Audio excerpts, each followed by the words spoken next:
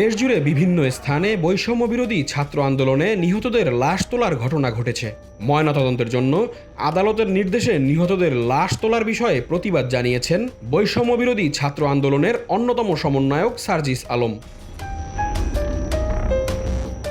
জুলাই শহীদ স্মৃতি ফাউন্ডেশনের সাধারণ সম্পাদক ও জাতীয় নাগরিক কমিটির মুখ্য এই সংগঠক প্রশ্ন তুলেছেন, কেন জুলাই গণহত্যার বিচারের জন্য শহীদদের লাশ কবর থেকে তুলতে হবে।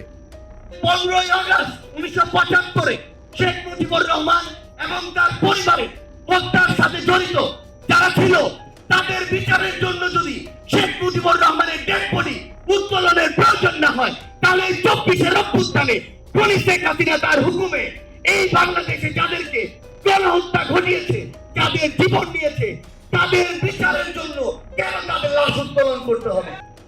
আজ শনিবার অর্থাৎ 14 ডিসেম্বর নিজের ভেরিফাইড ফেসবুক পেজে দেওয়া এক পোস্টে তিনি বলেন, শেখ মুজিবুর রহমানের হত্যার বিচারের জন্য তার লাশ যদি কবর থেকে তোলা না লাগে, তাহলে 24-এর গণহত্যার বিচারের জন্য শহীদ হওয়া ভাই বোনদের লাশ কবর থেকে কেন তুলতে হবে। সার্জিস বলেন, বীর শহীদ ভাইদের বাবা মা আজ কেঁদে কেঁদে বলছে, প্রয়োজন হলে আমাকেও মেরে ফেলা হোক, কিন্তু তার শহীদ সন্তানের লাশ যেন কবর থেকে আবার না তোলা হয়। মোহাম্মদ সাগর পাটোয়ারি নামে একজন কমেন্টে লিখেছেন, এটা সত্যিই হৃদয় বিদারক। এখানে তো কাউকে নির্যাতন করে হত্যা করা হয়নি, সরাসরি গুলি করে হত্যা করা হয়েছে। তাহলে আবার কবর থেকে তুলে ময়নাতদন্ত কিসের?